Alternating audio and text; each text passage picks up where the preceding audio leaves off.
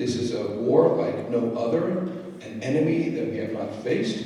And after they kill all the Jews, they're coming after all the Christians, they're coming after America, they're coming after the rest of civilized existence. This requires all of us to do everything we can to help everyone to be strengthened. And that is where my father comes in, and that is what my father is doing, and I could not be more proud. Ladies and gentlemen, please welcome Alevy.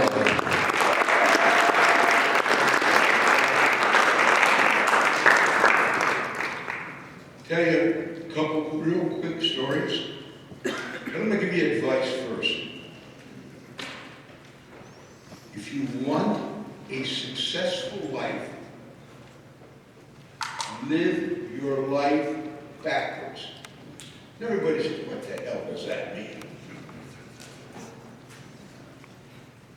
When you're 120 and you're taking your last breath, you're going to look around you, and then you're going to think, not the buildings I built, not my successes. My greatest success is those that are around me, those that will love me, those that are there at my last moments. Live your life backwards. Do you want grandchildren, great-grandchildren, great-great-grandchildren? Start early. Time does not wait. So now I'm going to tell you a real quick story of what happened in my life. I was 4 years old. Actually, we'll start when I was 2 years old, and the ceiling fell in. And my dad did not have a job. We moved back to Williamsport, Pennsylvania. And I had the greatest time of my life because I used to ride with my grandfather on his horse and buggy and collect metal and bottles. And I drove the horse. Of course, I didn't realize the horse knew where he was going. I was holding the reins. But that's what life is. There's a plan. All you have to do is be smart enough not to let go of the reins. And to me, he was special. We're in a world where grandfathers and great-grandfathers don't exist anymore. They're all playing tennis or golf. My grandfather, I'm the luckiest guy in the world. My grandmother would make hot cocoa. I would snuggle under the blanket, and he'd tell me about his family in Ukraine. He would tell me about what happened and how the Cossacks tried to massacre his village. And my great-grandfather, when the Cossacks rode in, he had a pitchfork. Cossacks had guns. He stood in front of the barn to protect my Aunt Indy. 20 Cossacks with guns, one Jewish boy with a pitchfork. Pitchfork lost. But my grandfather told me those stories, and that's what made me who I am. We moved to Long Beach. We lived in a housing project. I didn't like the housing project because I was the only Jewish boy around. I didn't know another Jew. And every day, well, maybe almost every day, but sometimes I ran faster, there was a group of bullies that would pick on me. One would hold me, or two would hold me, and then they'd all take their little swings. That happened the first 5 years of my schooling. Then I saw a magazine Charles Atlas. And I started learning about exercise. Got a job selling newspapers, and I would say, this is ridiculous. The stand was taken in the money. I would start delivering newspapers and selling them. End result, I started learning about the stock market. I started boxing. First day of school, 7th grade, Stephen Junior High School. I was having lunch. My back was up against the chain link fence. 3 of these bullies came over, and the guy said, "Hey, Alevy, what's your lunch, Jew boy?" As he reached down to grab my lunch, I bit about half his ear off. Now, he's got a bleeding ear, and he's off screaming. We got 2 against 1. I grabbed the blonde boy's hair, long blonde hair, and I ran it against the chain link fence. Now we're 1 against 1.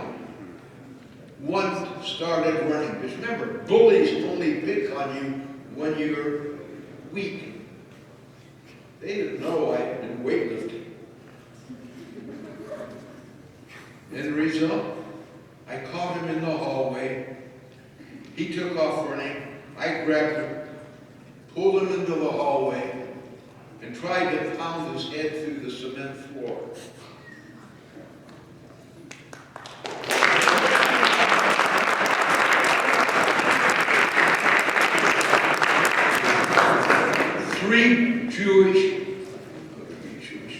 Three bullies who hated Jews went to the hospital that day.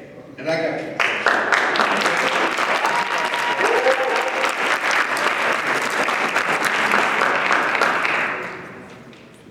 This is a 3,000-year-old war. It isn't going to stop. You have to decide what you want to do. I decided nobody is ever going to pick on me because I'm a Jew. I was walking home from shul one day, and 2 African-American boys were walking the opposite direction, and one bumped into me on purpose. And I sort of was in dreamland, and all of a sudden I realized what happened. And I said, oh, shit. Now I'm 70 years old. Does this stuff ever stop? I turned around, and I was wearing sack gloves, which is an exercise glove. And I said, gentlemen. Oh, the one guy said, hey, Jew boy, run like the rest of the Jewish chickens.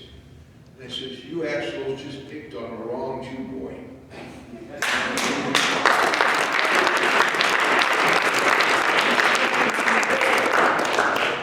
And I'm thinking, this is ridiculous.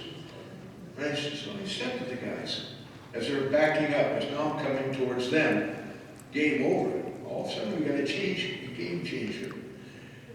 And I said, you're going to look awful stupid to explain to your friends that an old Jewish man of 70 years old sent you to the hospital. The other guy says, well, he's only kidding, man. I says, I'm not. You're going to a hospital. Anyways, they took off running. But I guarantee you, they're not going to pick on another Jew because they think it's a sport.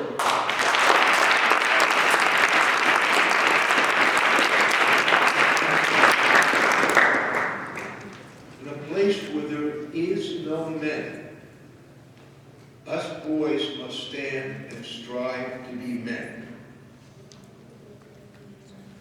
You have to make a decision. Who are you? What are you? Why are you? I made that decision. circus over here, which is now being torn down, so much of that program. But years ago, I made a decision.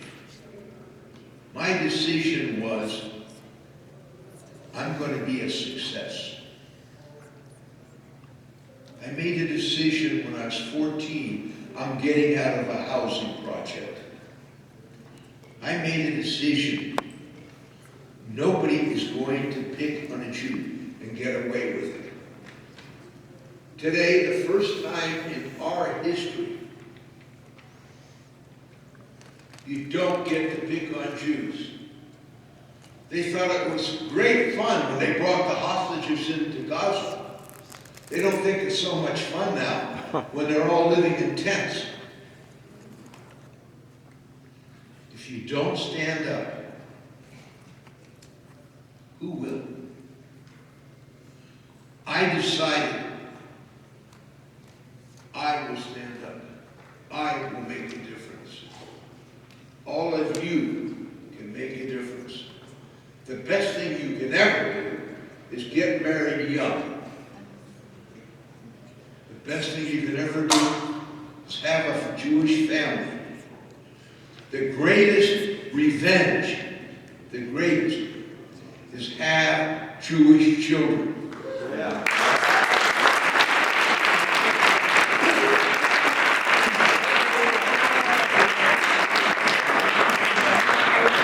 I look around and I wonder, damn, all you guys, I was married at 20. Smartest thing I ever did. Of course, I didn't know it at the time. We had our first child when we were 21. You can make a difference. You can have a great life. You can do things that were unimaginable 100 years ago. It's up to you now. Make that difference. Decide who you want, what you want for your family, what do you want for your future, and what do you want around you in your last days. I want to thank all of you for coming. It is my pride, my pleasure, because you will make a difference. You are our future. Without you, we have no future. Again, thank you very much, and I wish you the best for all of you.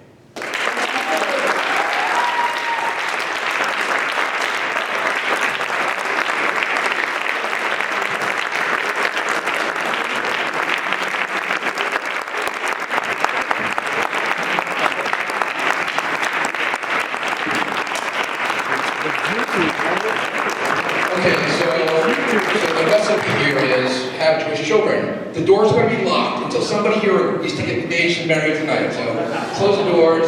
Who's going to volunteer? Now we have one thing that Kara said earlier is ask questions. Just this is really important.